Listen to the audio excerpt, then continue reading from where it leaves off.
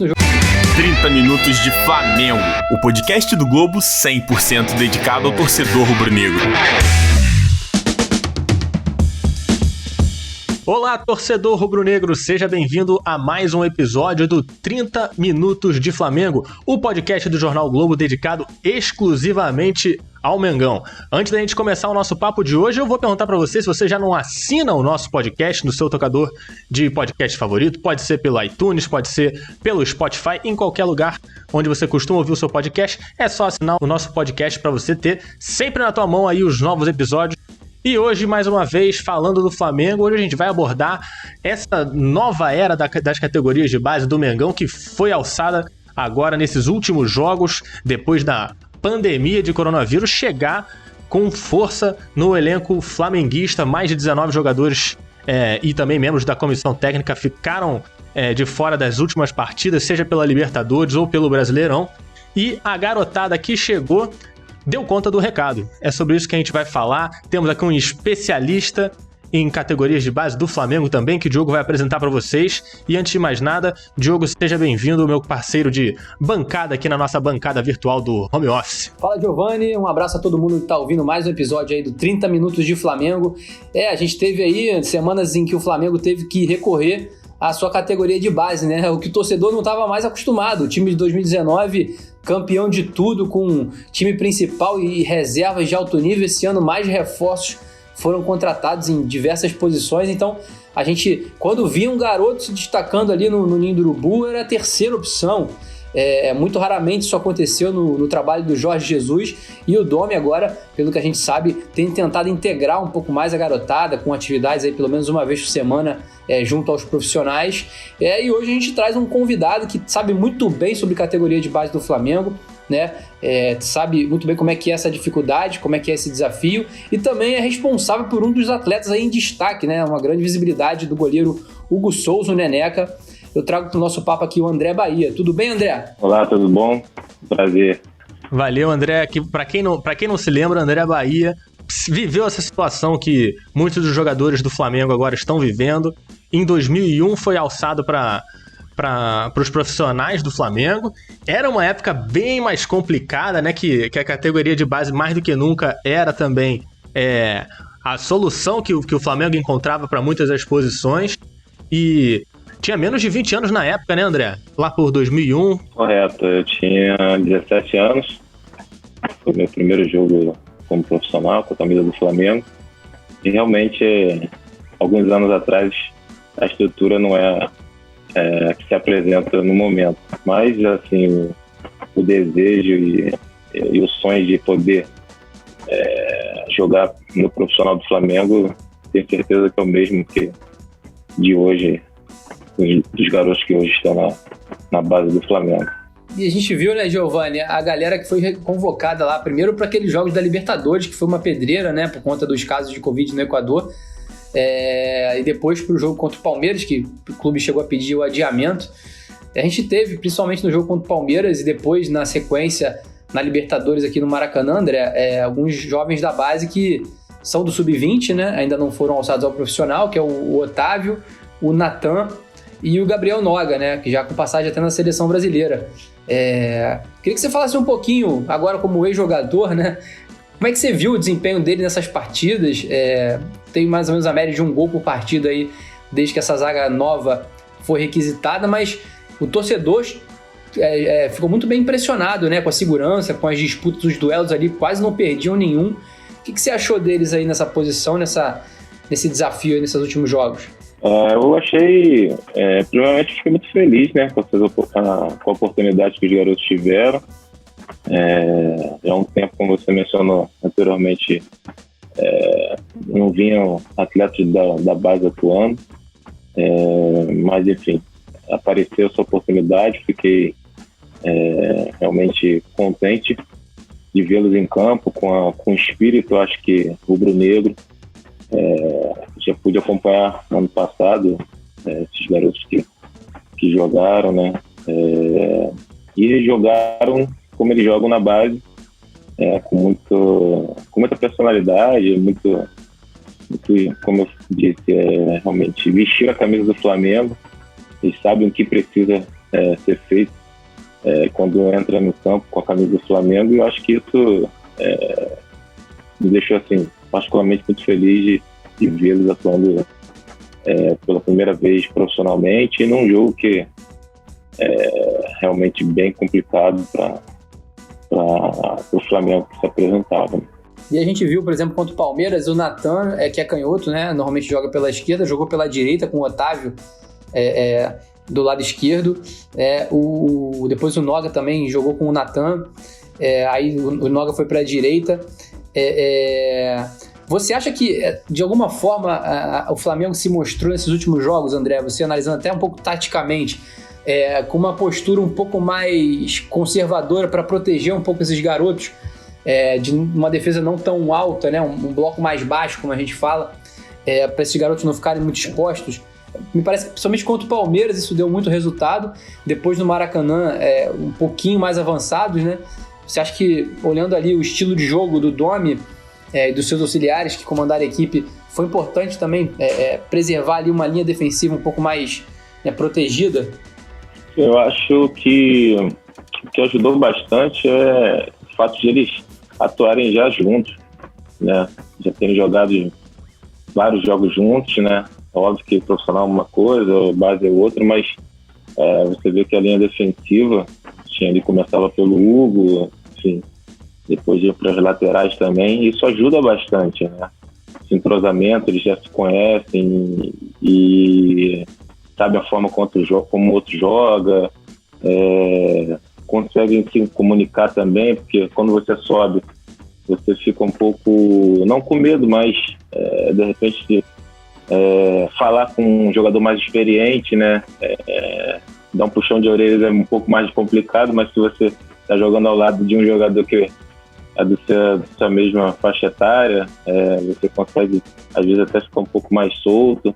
Enfim, acho que esse fato de eles já se conhecerem, jogarem juntos por um bom tempo, isso ajudou para mim bastante, mas eu vi também que o Flamengo foi muito, como você falou, conservador, foi muito, uma postura defensiva, a tática foi muito boa, e vi por muitos momentos até o Palmeiras até esperando o Flamengo na sua linha defensiva, viram que o Flamengo estava muito bem postado em campo, e realmente surpreendeu a todos essa postura, não só defensiva, mas a postura do Flamengo, né, o time todo completo, estava muito bem.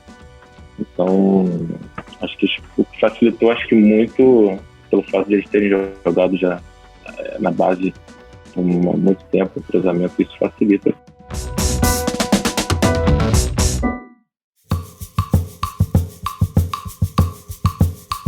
E, André, a gente viu que nos últimos anos, se teve algum setor do time que contou mais com a participação dos jovens, foi mesmo a defesa, né? Porque a gente tinha o Léo Duarte, que era titular antes de ser vendido, tinha junto com ele o Tuller, que chegou a ser titular quando precisou, mas que era ali a primeira opção, muitas vezes, para entrar no time. Na lateral a gente tem agora o Ramon, que é um dos que está mais integrado assim, né, no time profissional.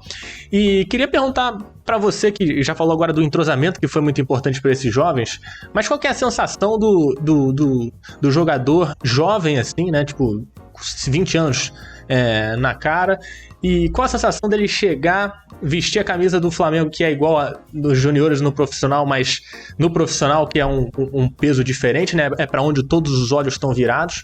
Qual que é a sensação desse garoto, né? Ainda em processo de maturação, de chegar e jogar entre a galera mais velha, assim, na visão deles. Qual que é a sensação que você teve, que imagina que é a mesma que eles estão tendo agora? Assim, de um sonho realizado.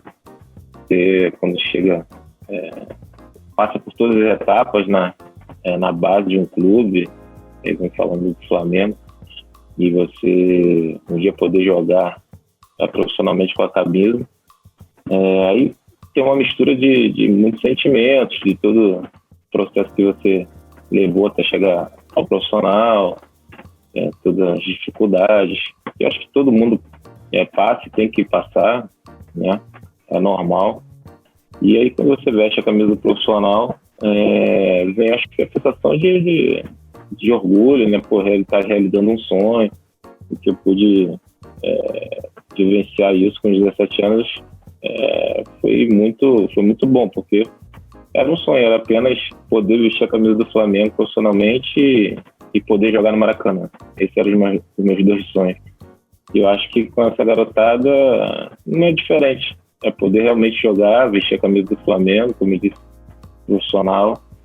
Então, assim, se sentem orgulhosos de estarem atuando e defendendo as cores do clube, do qual eles há muitos anos vêm jogando, desde garotos.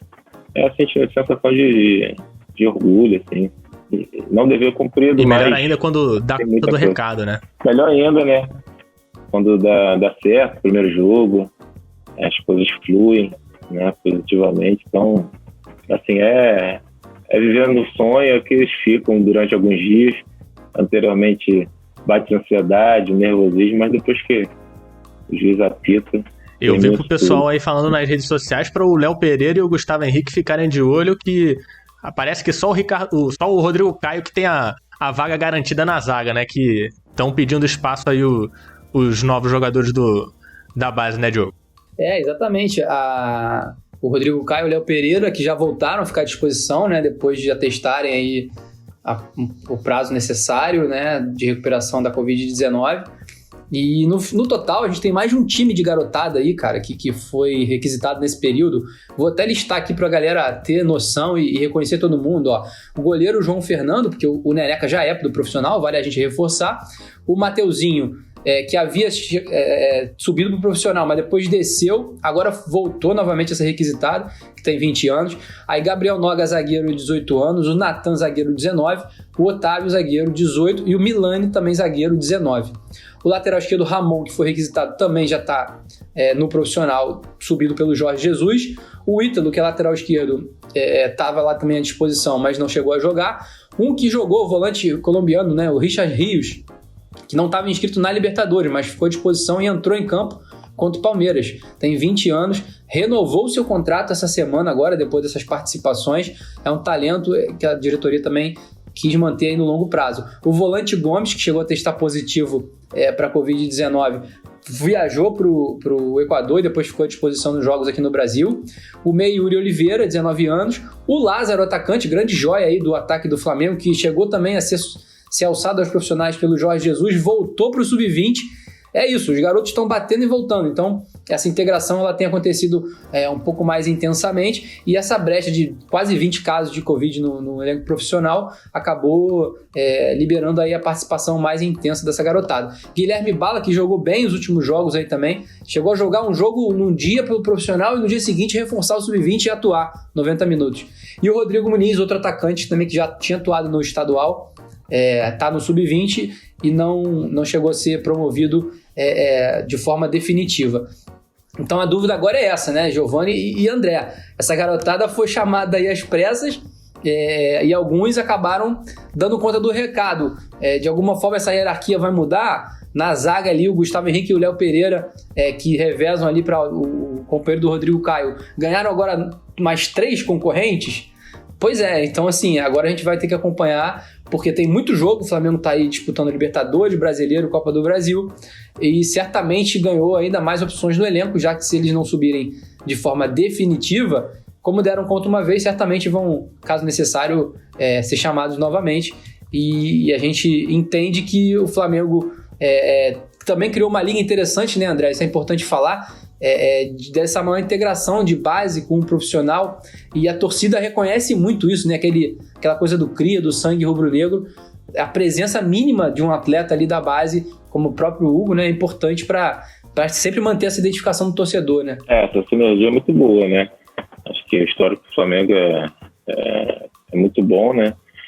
Os atletas de base, realmente não pode deixar de ter um único atleta jogando no profissional, isso é importante. Acho também que, como foi o ano passado do clube, um ano glorioso, realmente não tinha espaço realmente para esses garotos que estão se apresentando agora. Tem que ser realmente aqui enfatizar que o Flamengo ano passado foi glorioso e o pessoal estava jogando, deu tudo certo. Mas é isso, agora as oportunidades estão aparecendo, o Flamengo num momento turbulento, né? Vieram essas enfermidades. E isso é bom, acho que é para o Flamengo, né? Reforça assim, um pouco do trabalho que o Flamengo vem fazendo há bastante tempo, os profissionais capacitados dentro do clube, a diretoria, vendo a atuação dos garotos. Então, tenho certeza agora que com o desempenho que os garotos tiveram durante essa semana, nesses 3 jogos, foram fundamentais para ganhar a confiança de todos internamente e mostrar que tem garotos ali capacitados para vestir a camisa do Flamengo. Beleza, antes da gente continuar o nosso papo, porque a gente ainda tem aqui muito o que falar com o André Bahia e principalmente sobre um jogador específico que é o Hugo, eu vou chamar a participação do nosso 4º integrante aqui da nossa mesa, participando via áudio, o Carlos Eduardo Mansur, que sempre faz os pitacos e a análise dele no seu quadro Fala Mansa.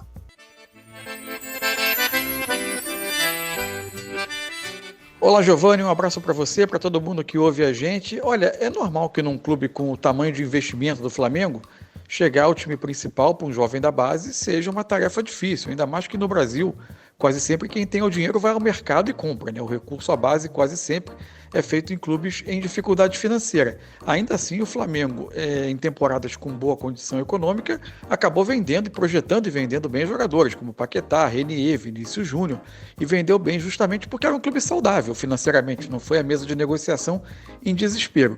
O que envolve essa última leva de jovens que chegou ao time principal é que eles o fizeram num momento atípico, né? Bem antes do planejado, em situações bem distintas do que se esperava, do que se projetava. Acabou servindo para que o goleiro, o Hugo Neneca, o lateral Ramon, eles se coloquem ali numa fila, mesmo tendo titulares estabelecidos em suas posições. Eles mostraram ser jogadores promissores, o Ramon em especial na parte ofensiva do jogo. A grande questão, eu acho, cerca o Natan. É um zagueiro que, além de segurança, além de ter mostrado segurança, ele tem a virtude de ser canhoto e jogar pela esquerda. Para muita gente pode parecer um detalhe, mas no modelo de jogo em que se pretende construir jogada desde a defesa, um zagueiro canhoto pela esquerda faz sim muita diferença, muito mais do que se imagina. Por exemplo, numa inversão de bola, você não precisa reorientar o corpo para fazer essa inversão com o pé direito. Esse tempo que você perde indica ao rival para onde você vai fazer o passe e ganha-se um tempo, sendo canhoto, que faz muita diferença no posicionamento da defesa adversária. E o grande benefício para ele, acima de tudo, pode ser a chance de ser treinado por uma comissão técnica europeia no time profissional do Flamengo, habituada a orientar os defensores a jogarem em linha alta. Uma coisa que o Flamengo fez pouco nesses jogos em que o Natan disputou. E essa oportunidade de ter uma nova cultura de jogo pode ser muito preciosa para ele, ainda que por um tempo ele siga treinando no profissional e jogando na base. Um abraço para vocês, até a próxima.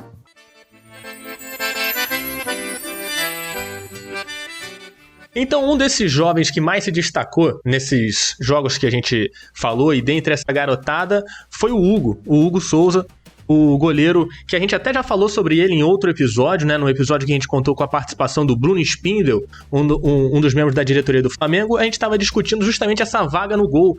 Os primeiros casos de coronavírus que mais impactaram o time foram debaixo das traves, né? Primeiro o César, depois o Diego Alves, e aí ficou aquela discussão entre o Gabriel e o Hugo. A gente soube, né, que a opção pelo Gabriel foi por causa do jogo dele nos pés, mas no jogo com as mãos parece que o Hugo que ganhou mais os holofotes, assim, né? Caiu nas graças da torcida nesses 2 últimos jogos contra o Palmeiras e contra o Independente Del Valle, né?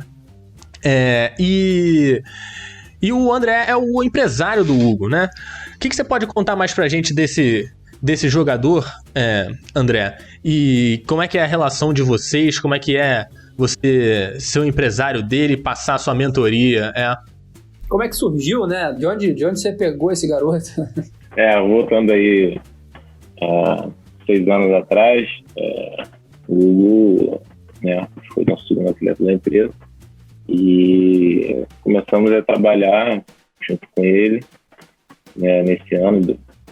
Já estava no Flamengo em 2015 e o Hugo chegou 9 para 10 anos, se não me recordo. fazer 10.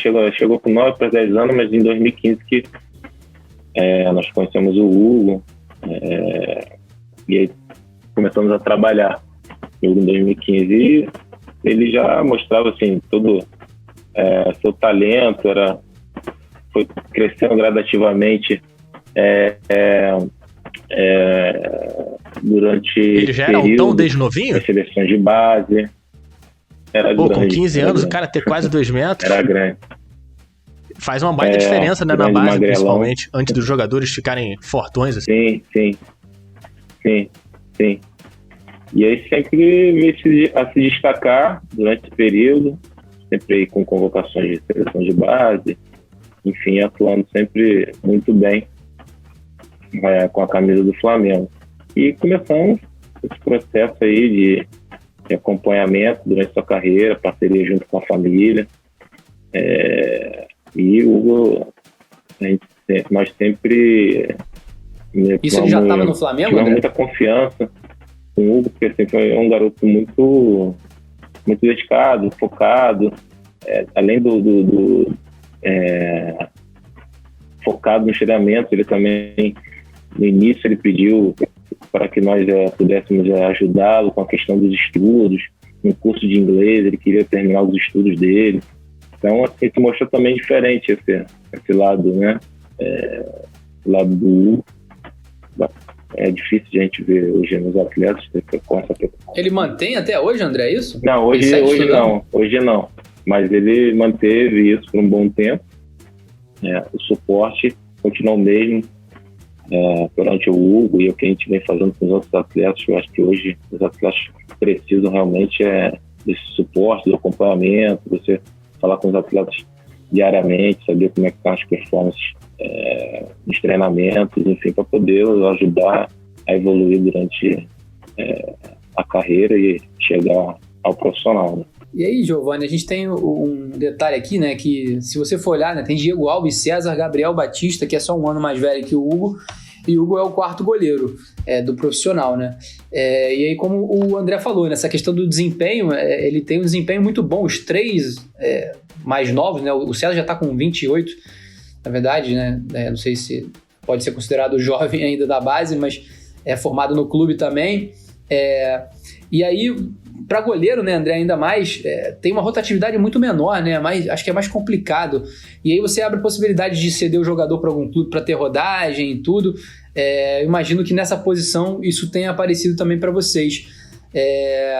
No plano de carreira dele, na gestão que vocês fazem com ele, agora não vai ser o momento naturalmente de sair, porque ele está tendo essa sequência, mas quando é que é a hora de sair, assim, de um clube como o Flamengo? Cara, uma boa pergunta. Quando é que é a hora? Eu acho que... Quando chega alguma coisa boa, né? Quem joga com a camisa do Flamengo e que era o sonho, como eu disse, do Hugo, de jogar e vestir a camisa do profissional do Flamengo, ele não pensa mais em sair do clube, não tem hora para sair do clube. Ele queria realizar o sonho, ele quer continuar vestindo a camisa. Apenas o que eu falei era o que nós todos sempre conversávamos aqui na empresa, que o Hugo, ele se tornando profissional, como se tornou esse ano, as chances, as oportunidades dele de ir a um jogo e talvez até jogar um jogo eram realmente bem pequenas, né? Então, no início do ano, nós pensamos em alguma oportunidade para o Hugo, em algum clube, né, para ele poder continuar seguindo, jogando. Ele ano passado jogou, né, realmente sempre jogou na base, e ano passado ele, do segundo semestre até o final, teve um desempenho espetacular. Então acho que era dar prosseguimento. Muito título, né? Muitos títulos, e acho que era dar prosseguimento a tudo que ele já vinha construindo. Então a nossa maior preocupação era essa. Então por isso que nós fomos atrás de alguma possibilidade para ele poder continuar seguindo, jogando, evoluindo. Mas apareceu realmente essa oportunidade nessas condições e, enfim, É assim, é o futebol, é a vida. E ele esteve preparado e demonstrou nessa oportunidade que teve contra o Palmeiras que tinha condições e tem de poder vestir a camisa do profissional do Flamengo. E aí, assim, tá super feliz e nós estamos felizes também com isso tudo, por tê-lo acompanhado durante esse processo, vendo hoje ele está realizando o sonho dele. E a gente quer continuar ajudando a realizar os seus sonhos. E o Hugo é um jogador que, como você falou, ele já vinha mostrando muita desenvoltura mesmo pelas divisões de base. Ele chamou muita atenção quando ele foi convocado pelo Tite, né, para a seleção brasileira profissional, uma coisa que pegou muita gente de surpresa, e acho que muito flamenguista conheceu o Hugo só naquele momento, né? Enfim, isso eu digo para dizer que ele é um jogador que realmente tem muita habilidade, muita desenvoltura. E aí eu ia te perguntar qual que é o aspecto do jogo dele que você acha que é o destaque, assim, onde que o Hugo se destaca, na sua opinião? O Hugo, o tamanho dele, acho que a envergadura dele e a agilidade que ele tem com essa combinação, acho que no primeiro momento é impactante, né? E aí, falando um pouco mais, um cara muito frio dentro do gol, que é muito importante para a posição. E no decorrer do tempo ele vem melhorando a questão da saída de jogo com os pés, saída do jogo também. O ponto que a gente destacou um pouco naquela matéria, né, Giovanni, que a gente falou dela na outra ocasião, que há essa espécie de hierarquia ali entre as posições, né, e os atletas, né?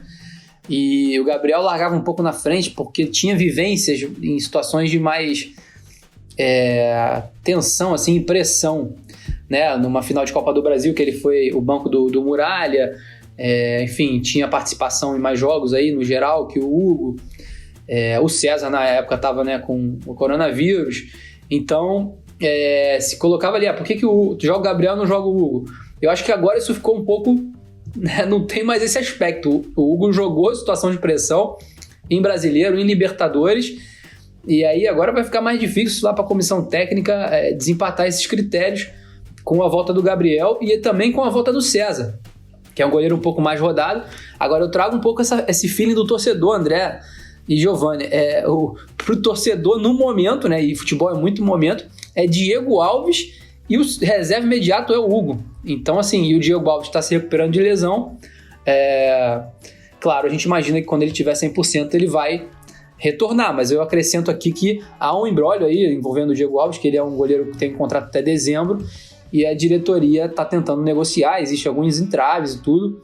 Então, querendo ou não, né, André, o Hugo, ele trouxe um pouco de sossego, assim, para a diretoria também, para a torcida principalmente, de que o Flamengo tem um grande talento ali na sua base que está dando conta do recado, e que se por acaso o Diego Alves não permanecer no final dessa temporada, ou se precisar ir por conta de outra situação de saúde, o Hugo está dando conta do recado.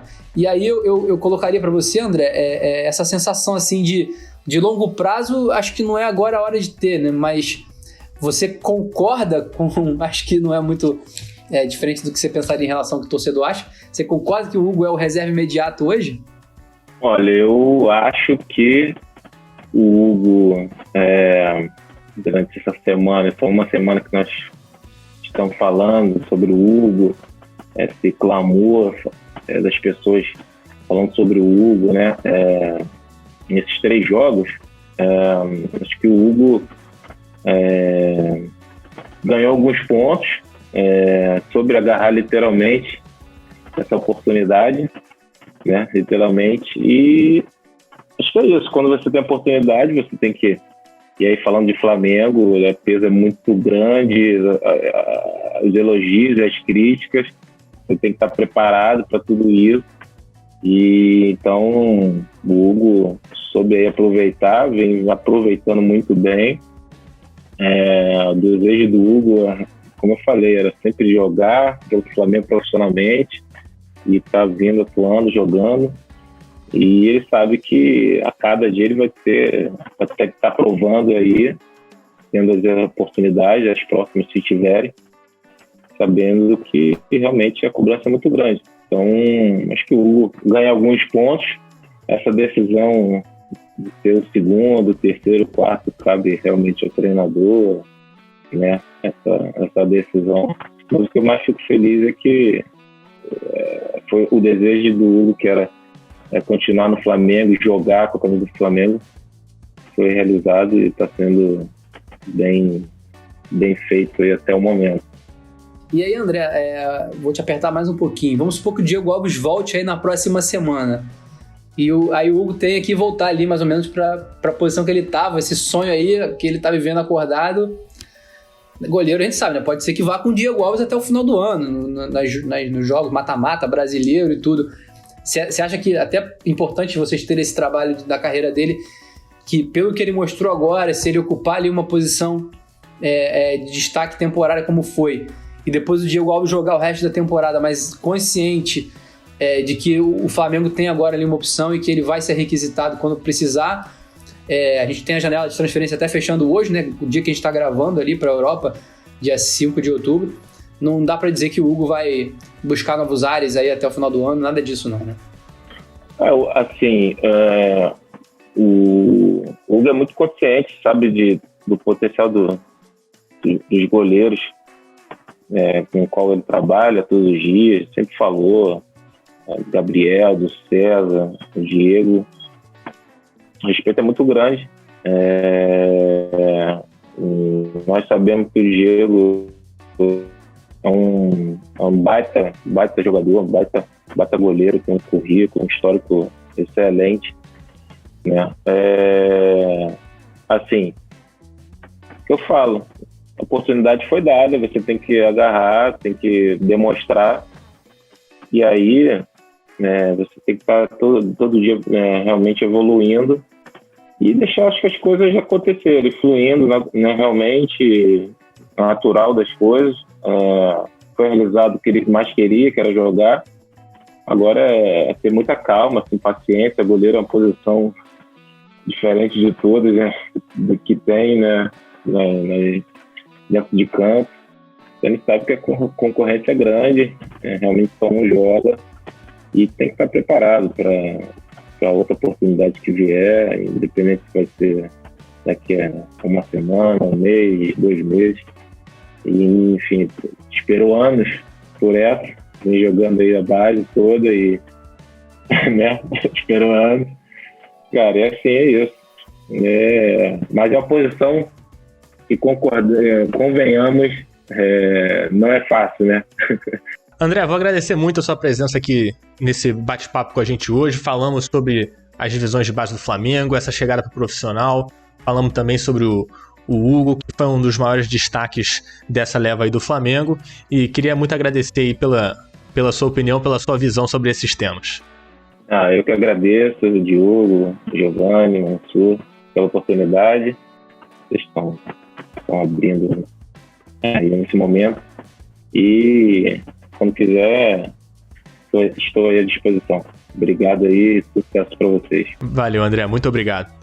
E eu vou aproveitar o tema da nossa podcast de hoje para lançar uma pergunta para você que está nos ouvindo agora. Você pode usar a hashtag 30MinutosFlamengo nas redes sociais, principalmente no Twitter, para responder pra gente. Você acha que o Hugo é a segunda opção no gol do Flamengo? Responde aí que na semana que vem a gente vai trazer os melhores comentários sobre esse tema no nosso próximo episódio de 30 Minutos Flamengo. Diogo, um abraço pra você também, até semana que vem. Valeu, Giovanni, lembrando que o Diego Alves está se recuperando da lesão no ombro e essa semana provavelmente essa resposta o Domi já vai dar.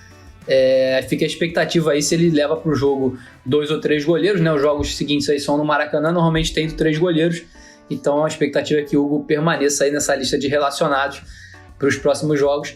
Na semana que vem a gente está de volta aqui com o nosso podcast. Um abraço. Para você não perder os próximos episódios, então lembrando, é só assinar o nosso podcast 30 Minutos Flamengo no seu tocador de podcast favorito. E pro titio, pro primo, pro amigo que não torce pro Flamengo, também tem os podcasts das outras equipes cariocas lá para você curtir.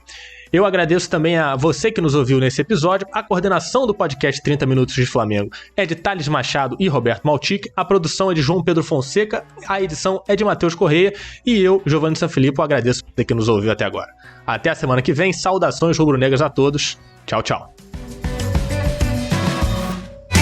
30 Minutos de Flamengo, o podcast do Globo 100% dedicado ao torcedor rubro-negro.